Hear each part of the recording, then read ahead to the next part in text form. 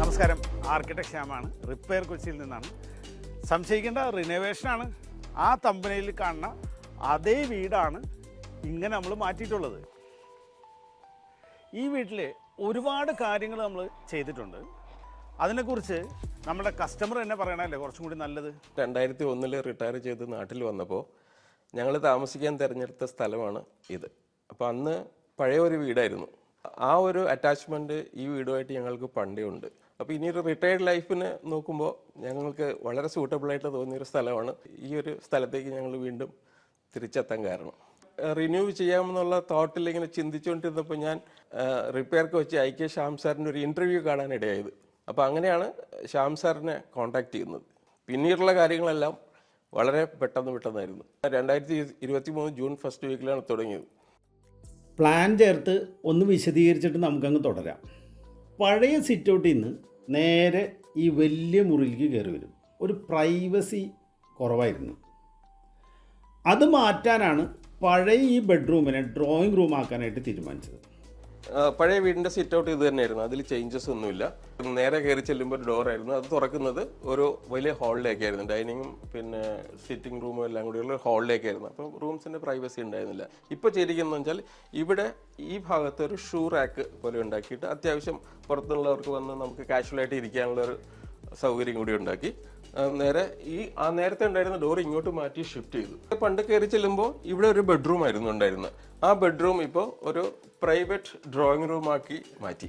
അത്യാവശ്യം ഒരു private guest ഒക്കെ വന്നാൽ ഇവിടെ ഇരുന്ന് നമുക്ക് സംസാരിക്കാനുള്ള ഒരു സൗകര്യം ആയിട്ടുണ്ട്. ഇതൊക്കെ ഇന്റീരിയറിന്റെ ഭാഗമായിട്ട് ഉണ്ടാക്കിയ ഒരു ഷോപ്പീസ് കാര്യങ്ങളൊക്കെയാണ്. ഇന്ന് നേരെ നമ്മൾ കയറി ചെല്ലുന്നത് താഴത്തുള്ള ലിവിങ് റൂമിലേക്കാണ്. നേരത്തെ പറഞ്ഞ പോലെ പഴയ ഡോറ് അങ്ങോട്ട് ഷിഫ്റ്റ് ചെയ്തപ്പോൾ കിട്ടിയ ഒരു സ്പേസ് ഉണ്ട്.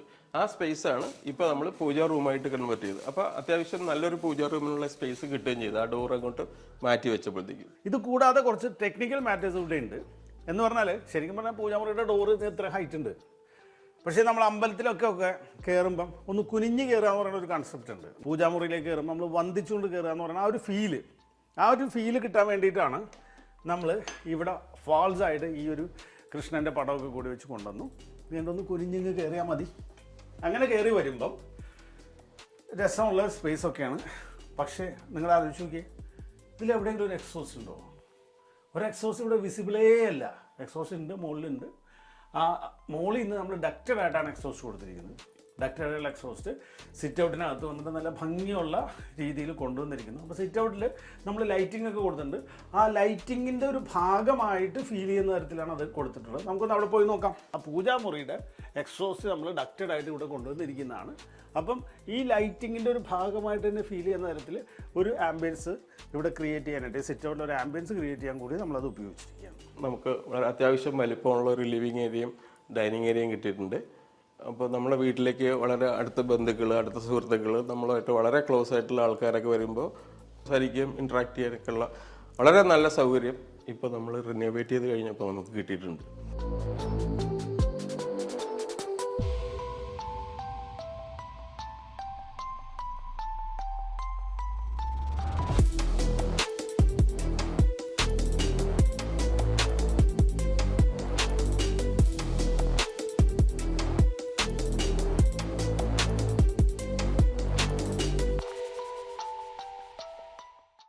ഒരു ലിവിങ് സ്പേസ് എന്ന് പറഞ്ഞാൽ വീടിൻ്റെ ഏറ്റവും പ്രധാനപ്പെട്ട സ്ഥലമാണ്. നമുക്ക് അവിടെ ഇരുന്ന് ഭക്ഷണം കഴിക്കാൻ പറ്റണം, റിലാക്സ് ആയിട്ട് ഇരുന്നിട്ട് TV കാണാൻ പറ്റണം, പത്രം വായിക്കാൻ പറ്റണം.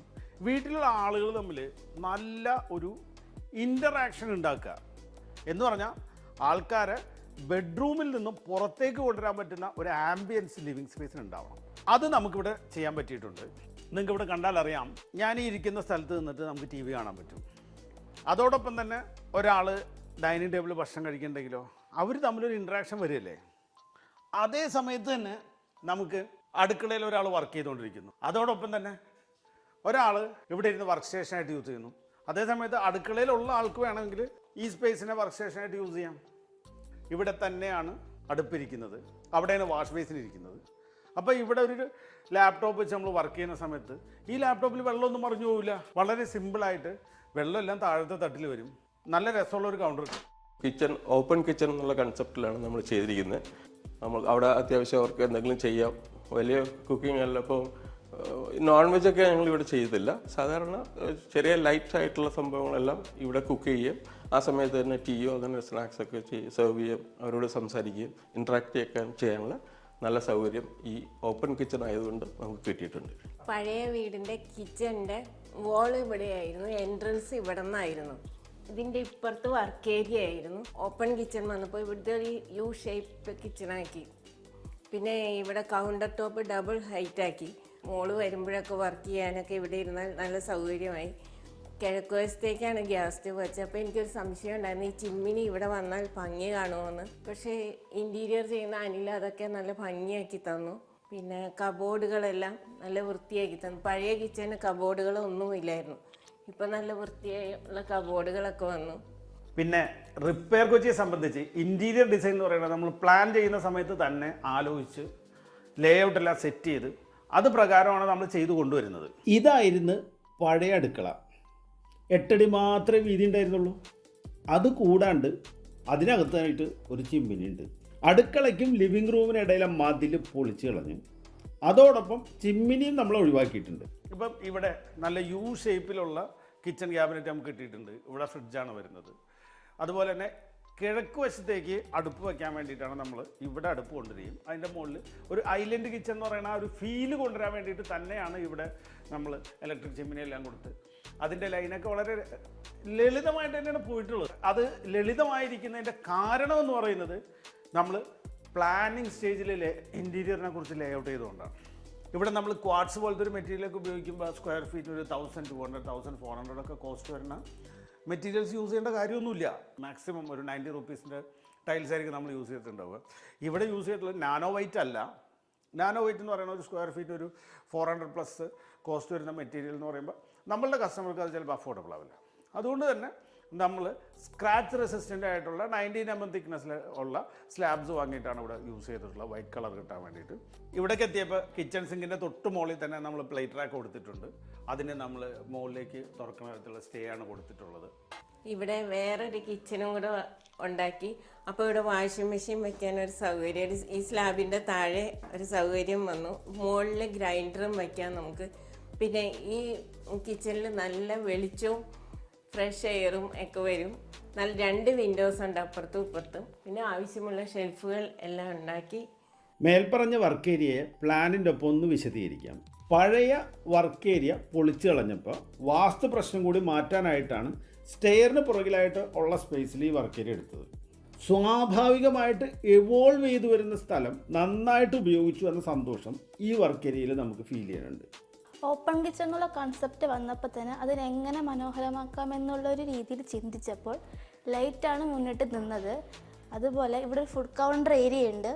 ഫുഡ് കൗണ്ടർ ഏരിയയുടെ താഴെയായിട്ട് അക്രിൽ ഷീറ്റിൽ ഒരു ലൈറ്റ് ഡിസൈൻ കൂടി കൊടുത്ത് അതിനൊന്നും കൂടി മനോഹരമാക്കി എടുക്കുകയാണ് ചെയ്തത്. ഇവിടെ ബീം കൊടുത്തപ്പോൾ കാണാൻ തന്നെ ഒരു അഭംഗി ഉണ്ടായിരുന്നു. അതുപോലെ തന്നെ ഈ വാള് പൊട്ടിച്ചോർത്തൊരു പഴയ കിച്ചണായിരുന്നു. അതൊരു ഓപ്പൺ കിച്ചൺ എന്നൊരു കൺസെപ്റ്റിലേക്കാണ് കൊണ്ടുവന്നതുകൊണ്ട് ഇവിടെ 3 ബർണറിൻ്റെ ഒരു കിച്ചൺ ഹോബും കൂടി വെക്കാൻ തീരുമാനിച്ചിരുന്നു. ഈ ഹോബിൻ്റെ എക്സോസ്റ്റ് പോയിക്കൊണ്ടിരുന്നത് ഈ ബീമിൽ കൂടിയായിരുന്നു. അതും പുറത്തേക്കൂടി പോയത് കൊണ്ട് കാണാൻ വളരെ അഭംഗിയായിരുന്നു. അത് തീർക്കാനായിട്ട് ഈ ബീമും കിച്ചൺ ഹോബിൻ്റെ ഹൂഡും മൾട്ടിവുഡിൽ ഫുള്ളായിട്ട് കവർ ചെയ്തു. ആ എക്സോസ്റ്റും ഈ മൾട്ടിവുഡിൻ്റെ ഉള്ളിൽ കൂടി കൊണ്ടുപോയി അതിൻ്റെ അഭംഗി തീർക്കാനായിട്ട് ഇവിടെ സ്പോട്ട് ലൈറ്റും അതുപോലെ തന്നെ 2 പെൻഡൻറ്റ് ലൈറ്റും ഈ ഓരോ തട്ടിലായിട്ട് പ്രൊഫൈലിൻ്റെ സ്ട്രിപ്പ് ലൈറ്റും കബോർഡിൻ്റെ അടിയിലും ആ ഒരു സ്ട്രിപ്പ് ലൈറ്റും കൊടുത്ത് ഓപ്പൺ കിച്ചൺ എന്നുള്ളൊരു കൺസെപ്റ്റ് വളരെയധികം മനോഹരമാക്കി എടുത്തു. പഴയ വീടുണ്ടായിരുന്ന സമയത്ത് തന്നെ ഉണ്ടായിരുന്ന ഒരു ബീമാണ് ഇത്.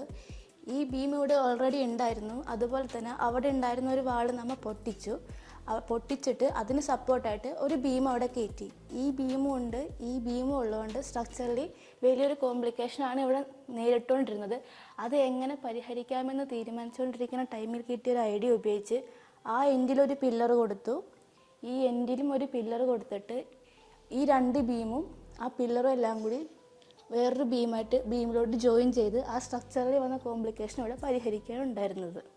വർക്കെല്ലാം കഴിഞ്ഞ് വന്നപ്പോൾ ഈ ബീം ഒരു അഭംഗിയായി തോന്നിയത് കൊണ്ട് തന്നെ അതിനെ വളരെയധികം മനോഹരമാക്കാനായിട്ട് പ്രൊഫൈലൈറ്റ് എന്നൊരു കൺസെപ്റ്റ് ഈ ബീമിലോട്ട് കൊടുത്തു. ആ ബീമിനെ വളരെയധികം മനോഹരമാക്കി എടുത്തു. ഇത് ക്ലയൻറ്റിൻ്റെ ആവശ്യപ്രകാരം ചെയ്തൊരു നെഷാണ്. സാറിന് ഇവിടെ വെർട്ടിക്കലായിട്ട് ഒരു വിൻഡോ വേണമെന്ന് പറഞ്ഞു. ഇതിനെ മനോഹരമാക്കാനായിട്ട് ഒരു സ്പോട്ട് ലൈറ്റും അകത്തെ ടെക്സ്ചറിൻ്റെ ഡിസൈനും മൾട്ടിവുഡിലൊരു ഫ്രെയിമും അതിന് PU ഫിനിഷിങ്ങിൻ്റെ പെയിൻറ്റും കൂടി കൊടുത്തു. പഴയ വീടിരുന്ന സമയത്ത് ഇത് വളരെയധികം ചെറിയ ബെഡ്റൂം ആയിരുന്നു. അത്യാവശ്യം വേണ്ട സൗകര്യങ്ങൾ കുറവായിരുന്നു. അതുപോലെ തന്നെ ഇതിനോട് ചേർന്നൊരു വലിയ ടോയ്ലറ്റും ഉണ്ടായിരുന്നു. ഈ ബെഡ്റൂമിൻ്റെ വലിപ്പം കൂട്ടാനായിട്ട് എക്സ്റ്റെൻഡ് ചെയ്യുന്നതിന് പകരം ഇവിടെ ഉണ്ടായിരുന്ന ഒരു വാൾ പൊട്ടിച്ച് കളഞ്ഞ് ഈ വലിയ ടോയ്ലറ്റിനെ ഒരു സ്റ്റാൻഡേർഡ് സൈസിലോട്ട് മാറ്റി റൂമിൻ്റെ വലിപ്പവും കൂട്ടി അതുപോലെ തന്നെ അത്യാവശ്യം യൂസ് ചെയ്യാൻ പറ്റുന്ന ഒരു നല്ല ടോയ്ലറ്റും കൂടി പണിതെടുത്തു.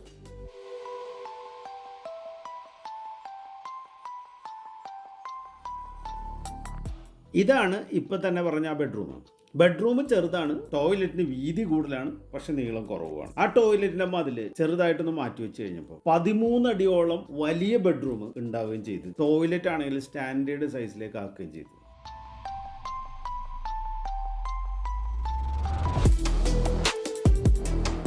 പണ്ട് ഇതൊരു വളരെ ചെറിയൊരു ബെഡ്റൂം ആയിരുന്നു, അധികം ആക്സസ് കുറഞ്ഞൊരു ബെഡ്റൂം. ഇതിനെ പുറത്തോട്ട് എക്സ്റ്റെൻഡ് ചെയ്യാതെ എങ്ങനെ വലുതാക്കിയെടുക്കാമെന്നൊരു ചിന്ത വന്നപ്പോഴാണ് ഇവിടെ ഒരു ആൾ നിൽപ്പുണ്ട്. അതിനെ പൊട്ടിച്ച് അത് കുറച്ചുകൂടി ഫ്രണ്ടിലോട്ട് കയറ്റി ഈ ബെഡ്റൂം കുറച്ചുകൂടി ആക്സസ് കൂടിയ രീതിയിലാക്കി എടുത്തു. അങ്ങനെ ആക്സസ് കൂടിയപ്പോൾ തന്നെ ഇവിടെ ഒരു കബോർഡിനുള്ള സ്പേസും കൂടി വന്നു. ഈ കബോർഡിൻ്റെ ഒരു ഭാഗത്തായിട്ട് ഒരു മിററും കൂടി സെറ്റ് ചെയ്ത്, പണ്ട് ബെഡ്റൂം ഉണ്ടായിരുന്ന സമയത്ത് ഇതിനൊപ്പം ഒരു ടോയ്ലറ്റ് എന്നുള്ളൊരു ആക്സസ് ഉണ്ടായിരുന്നില്ല. അതുകൊണ്ട് തന്നെ സ്റ്റെയർ റൂമും വർക്ക് ഏരിയയും എക്സ്റ്റെൻഡ് ചെയ്ത് അതേ ഒരു ബാത്റൂമിനും കൂടിയുള്ള ഒരു പോർഷൻ കൂടി എക്സ്റ്റെൻഡ് ചെയ്തെടുക്കുകയാണ് ചെയ്തത്. ഇത് ആ ബെഡ്റൂമിനനുബന്ധിച്ചെടുത്തൊരു ബാത്റൂമാണ്. ഈ ബാത്റൂമിലും വെറ്റ് ഏരിയയും ഡ്രൈ ഏരിയയും രണ്ടായി തിരിച്ചിട്ടുണ്ട്. അതോടൊപ്പം തന്നെ ഇവിടെ ഒരു സ്റ്റോറേജ് പോലൊരു ഏരിയ കൂടി വെന്റിലേറ്റർ പണിത സമയത്ത് കൊടുക്കാൻ പറ്റും. ഈ ടോയ്ലറ്റിൽ മിക്സർ ടാപ്പ് എന്നുള്ള സിസ്റ്റമാണ് യൂസ് ചെയ്തിരിക്കുന്നത്. അടുത്ത ബെഡ്റൂമിന്റെ വീതി 7 അടിയോളം മാത്രമായിരുന്നു. അതിനെ പുറത്തേക്ക് വലുതാക്കുന്നതിന് പകരം അകത്തേക്ക് അങ്ങോട്ട് വലുതാക്കി. അപ്പൊ സ്വാഭാവികമായിട്ടും പഴയ മെയിൻ ഡോറിനടുത്തായിട്ട് ഒരു സ്പേസ് വന്നു. ആ സ്പേസിനെ പൂജാമുറിയാക്കി മാറ്റി. അതേപോലെ തന്നെ സ്റ്റെയറിനടുത്തായിട്ട് ഒരു സ്പേസ് ഉണ്ടായിരുന്നു. ആ സ്പേസിലേക്കാണ് പുതിയ ടോയ്ലറ്റ് എടുത്തത്.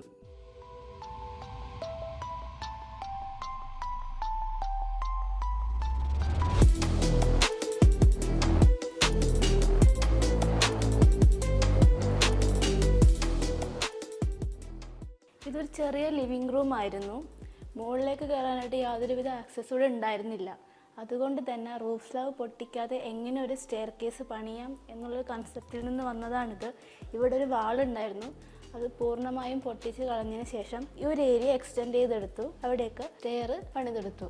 അതോടൊപ്പം തന്നെ അകത്തേക്ക് വെളിച്ചത്തിൻ്റെ ചെറിയ പ്രശ്നമുണ്ടായിരുന്നുകൊണ്ട് ആ ഒരു പ്രശ്നം പരിഹരിക്കാനായിട്ട് റൂഫിലായിട്ട് പർഗോള കൊടുത്തു. അതുപോലെ തന്നെ സ്റ്റെയറിനോട് ചേർന്നിട്ടുള്ള ഈ വാളിലായിട്ട് ഒരു വെർട്ടിക്കൽ പർഗോളാസ് കൊടുത്തു. സ്റ്റെയറിൻ്റെ താഴെ ഒരു ജനൽ കൊടുത്തു. വളരെയധികം എക്സ്പെൻസീവ് ആയിട്ടുള്ളൊരു സ്റ്റെയർ കേസ് അല്ല ഇവിടെ പണിത്. വളരെ ലോ ബഡ്ജറ്റിലാണ് പണിതത്. MS-ൻ്റെ പൈപ്പും മൈൽഡ് സ്റ്റീലും ഉപയോഗിച്ചിട്ടാണ് ഈ സ്റ്റെയർ കേസ് പണിതത്. ഇതിൻ്റെ ഹാൻഡ് റൈൽ പോർഷനിലായിട്ട് വുഡ് വെച്ചിട്ടുള്ള കവറിങ്ങും കൊടുത്തു. റൂഫ് സ്ലാബിനെ പൊട്ടിക്കാതെ തന്നെ പുതിയ സ്റ്റെയർ റൂം എടുക്കുകയാണ് ചെയ്തത്. അതുകൊണ്ട് ലിവിംഗ് റൂം നല്ല രീതിയിൽ വലുതായി കിട്ടി. അതോടൊപ്പം ലിവിംഗ് റൂമിലേക്ക് നല്ല വെളിച്ചം ഉണ്ടാവുകയും ചെയ്തു. സൈറ്റിലുള്ള മെറ്റീരിയൽസ് എല്ലാം തന്നെ ഉപയോഗിച്ചിട്ട് നോക്കിയേ, ഇവിടെ ഈ അറ്റത്ത് ഒരു ബ്ലാക്കും ഇവിടെ ഒരു വൈറ്റും കൂടി വന്നൊരു ചെറിയ കോൺട്രാസ്റ്റാണ്. പക്ഷെ അത് പ്രത്യേകിച്ചൊരു ഭംഗി അവിടെ ക്രിയേറ്റ് ചെയ്തിട്ടുണ്ട്. സ്വന്തമായിട്ട് ഡിസൈനിൽ ചെറിയ മോഡിഫിക്കേഷൻസ് വരുന്ന ഒരു ടീമിനെ ഡെവലപ്പ് ചെയ്യുക എന്ന് പറയുന്നത് റെഗുലർ ആയിട്ടുള്ള ട്രെയിനിങ്സ് കൊണ്ടേ പറ്റുള്ളൂ. നമ്മൾ സ്റ്റെയർ കയറി വരുമ്പോൾ തന്നെയുള്ളൊരു ലിവിങ് ഏരിയ ആണിത്. ഇതിനോട് ചേർത്തൊരു ബെഡ്റൂമും ഉണ്ട്. ഇത് വളരെയധികം ഉപയോഗപ്രദമാണെന്നാണ് ക്ലയൻറ്റ് പറഞ്ഞിട്ടുള്ളത്. ഈ ലിവിങ് റൂമിൽ നിന്ന് ഇറങ്ങുമ്പോൾ തന്നെ വരുന്നത് ഒരു വിശാലമായ ബാൽക്കണിയിലേക്കാണ്. ഈ ബാൽക്കണിയുടെ ഭംഗിക്ക് വേണ്ടി തന്നെ ഇതിൻ്റെ പാരപ്പറ്റ് ചെയ്തിരിക്കുന്നത് വളരെ കുറഞ്ഞ റേറ്റുള്ള CNC ഷീറ്റ് ഉപയോഗിച്ചിട്ടാണ്. അതുപോലെ തന്നെ ഇവിടെ വെർട്ടിക്കലായിട്ട് പർഗോളാസ് കൊടുത്തിട്ടുണ്ട്. ഇതിൻ്റെ അകത്തും ലൈറ്റ്സ് കൊടുത്തിട്ടുണ്ട്. ഇതിൻ്റെ ഷീറ്റ് എന്ന് പറയുന്നത് പോളികാർബണേറ്റ് ഷീറ്റ് ഉപയോഗിച്ചിട്ടാണ് ചെയ്തിരിക്കുന്നത്.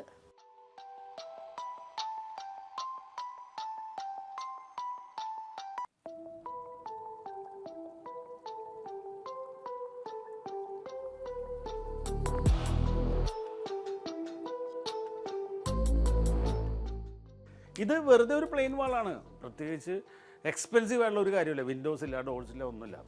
ജസ്റ്റ് ഒരു ബോൾ കെട്ടി അതിനകത്ത് 4 ഹോള് കട്ട് ചെയ്തു, അത്ര മാത്രമേ ഉള്ളൂ. പക്ഷേ അതിൻ്റെ ബാക്കിലുള്ള യൂട്ടിലിറ്റി സ്പേസ് ഫ്രണ്ട് എലിവേഷനിൽ നിന്ന് കാണാതിരിക്കും. അതുപോലെ തന്നെ ബിൽഡിംഗ് നോക്കി കഴിഞ്ഞാൽ ഫ്രണ്ടിൽ ഫുള്ളായിട്ട് പരന്നങ്ങ് കിട്ടുകയും ചെയ്യും. അത് തന്നെയാണ് എലിവേഷൻ്റെ ആ ഭംഗിക്ക് കാരണം.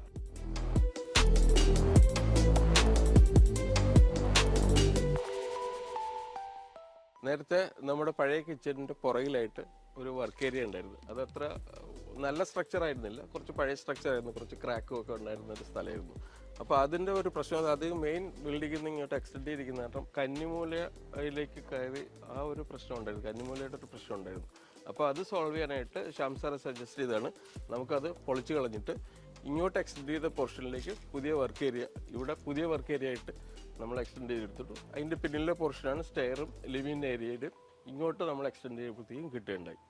പിന്നെ ഇതിൻ്റെ പുറകിലൊരു ഷെഡ് ഉണ്ടായിരുന്നു, പൊളിച്ച് അതിൻ്റെ സാധനങ്ങൾ കൊണ്ടാണ് ഈ ഒരു താൽക്കാലിക ബാത്റൂം പുറത്തേക്ക് എടുത്തിരിക്കുന്നത്. ഒരു അലക്കുകല്ല് ഇങ്ങനെയുള്ള സംഭവങ്ങളൊക്കെ പഴയ പൊളിച്ച സ്ട്രക്ചറിൽ നിന്ന് റീയൂസ് ചെയ്ത സാധനങ്ങളാണ്. അപ്പോൾ അതും പ്രയോജനപ്പെടുത്താൻ പറ്റി. നമ്മുടെ പഴയ വീട് ഇവിടം വരെ ഉണ്ടായിരുന്നുള്ളൂ. അത് കഴിഞ്ഞിട്ട് നോക്കി ഈ മൊത്തം സ്പേസിൽ നമ്മൾ എന്തൊക്കെ ചെയ്തു എന്ന് വളരെ സിമ്പിളായിട്ട്, ഈ അറ്റത്തൊരു ചെറിയ ടോയ്ലറ്റ്, ഇവിടെ ആ ഫുള്ളായിട്ടുള്ള സ്റ്റെയർ റൂം, അതിൻ്റെ അപ്പുറത്ത് ആ കിച്ചണിൽ എന്ന് പറഞ്ഞ വർക്ക് ഏരിയ, ഇങ്ങനെ ഈ 3 സ്പേസും കൂടി ഇവിടെ കൊണ്ടുവന്നു എന്നുള്ള ഒരു ലളിതമായ എക്സ്റ്റൻഷൻ മാത്രമാണ് ഈ പഴയ വീടിനകത്ത് നമ്മൾ ചെയ്തിട്ടുള്ളത്. ബാക്കി എല്ലാ എക്സ്റ്റൻഷൻസും ഉള്ള സ്പേസിനെ യൂട്ടിലൈസ് ചെയ്യുന്ന രീതിയിൽ തന്നെയാണ്.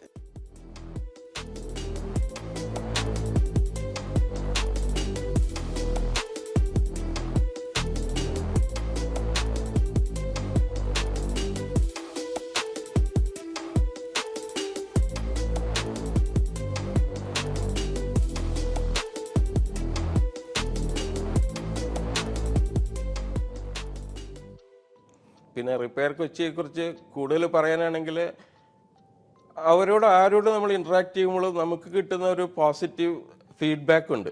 എന്ത് പറഞ്ഞാലും ടൈംലി ആയിട്ടുള്ളൊരു ആക്ഷൻ ഉണ്ട്. അതിലെന്തെങ്കിലും ഒരു ഹോൾഡപ്പ് ഉണ്ടെങ്കിൽ ഉടനെ തന്നെ വിളിക്കും നമ്മളെ.